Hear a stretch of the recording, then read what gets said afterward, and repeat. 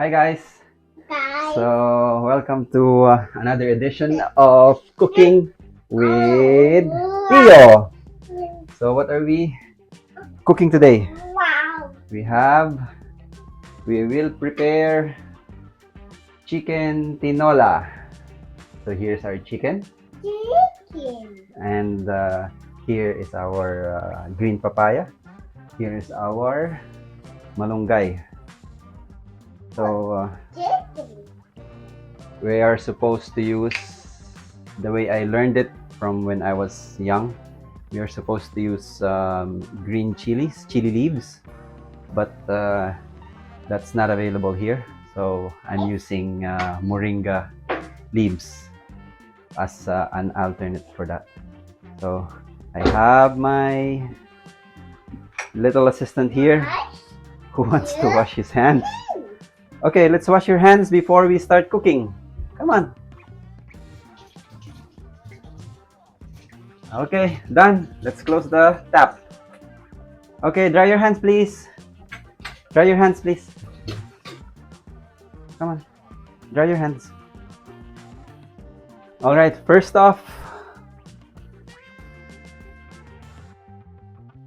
We're gonna chop our ingredients. So we'll chop the chicken, all of this. We'll chop them. Onions, garlic, and our ginger. Okay.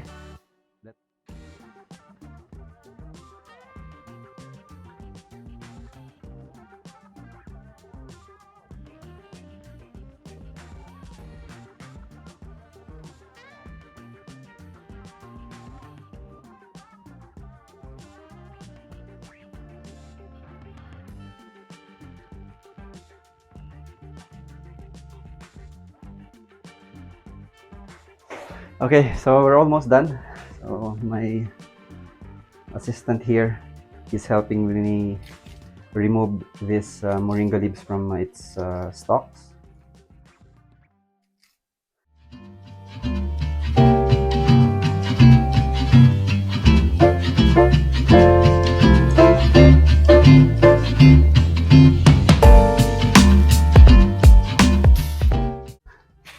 Okay, all done. Now the chicken. Now we will chop the chicken, Tio. Look! Chicken. Chicken. Mm-hmm.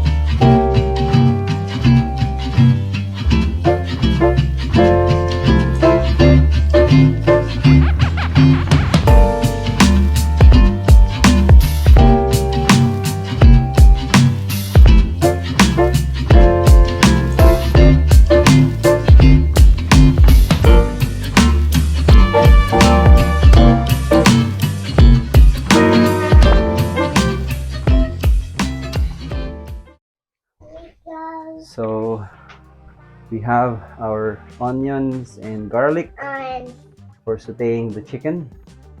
We have our moringa leaves and our green papaya and ginger. So that's all we need. And of course, the fish sauce. We need that. And pepper. Yeah. He's very busy with onions. Okay, let's heat up the pan and start frying.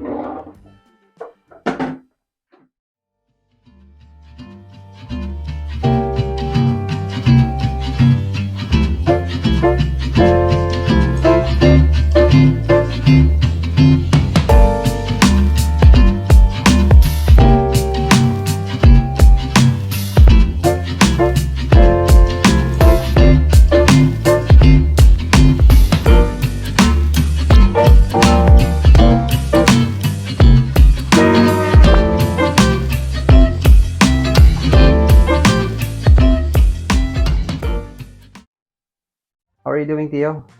Say hi. Hi.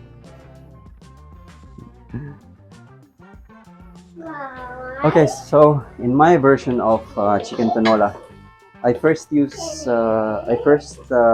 the garlic and let it brown a little bit, and then afterwards I put in the onions, chopped onions. Just let them brown and caramelize a little bit. Just give it a minute. Now it's ready. Now we'll put in the chicken. Okay, let's put the chicken.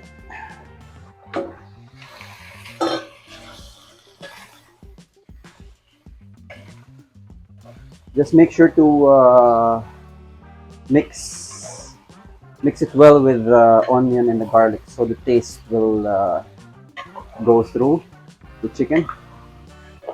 We want that.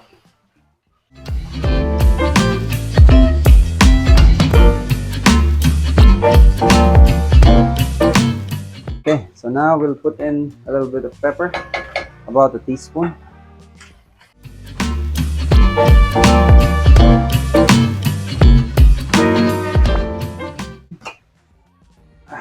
For Filipino dishes, this is one of the main ingredients, the fish sauce. So we put about 1 or 3 tablespoons.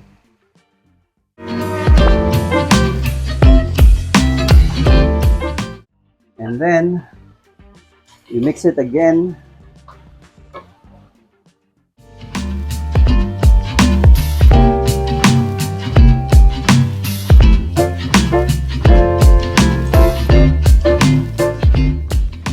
Okay, and then I'll put the ginger already.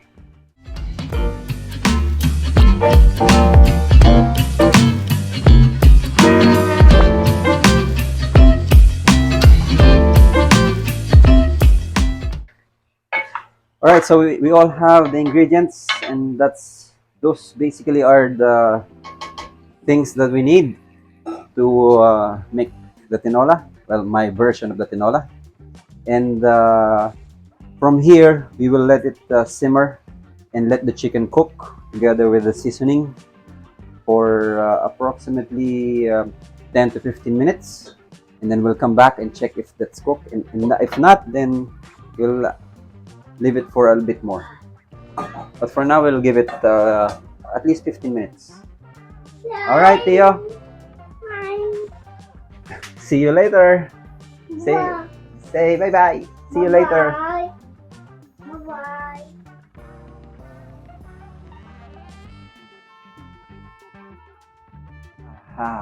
Bad news. We ran out of gas for cooking. Good thing we have our butane stove. So we'll use that for now, and then I'll get gas later. We have to finish cooking this one. This is where we are cooking. And it's boiling again. Alright, so can you see that oil? It's already beginning to look delicious. If you can smell it, guys, it smells really good. Say hello. Hello. Hello. Let's go ahead. Let's check. Theo? Oh, I see you. what's that? Bow. What's that? What's your name? Tino. Oh, Tika. Boo. Tika. Boo. I see you. Tika. Boo. I see you. Tika. Boo. Tika. Boo! I see you. Boo! I see you.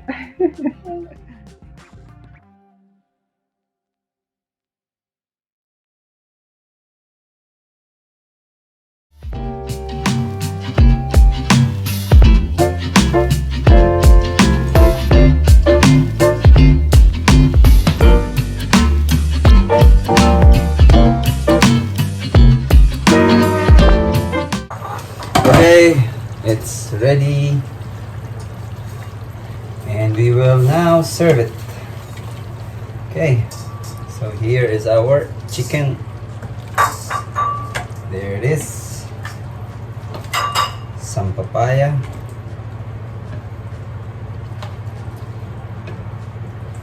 A little bit more of the chicken. And of course, the soup.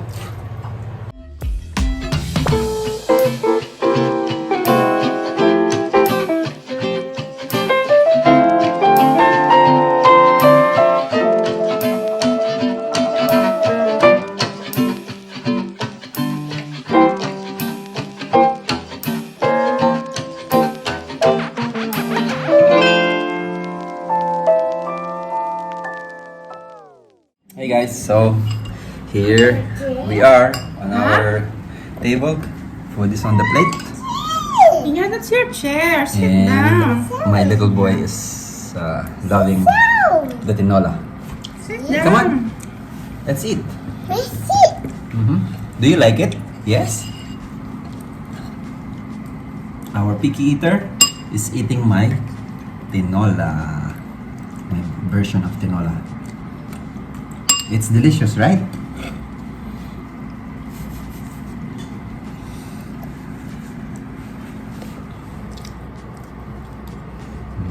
Yummy.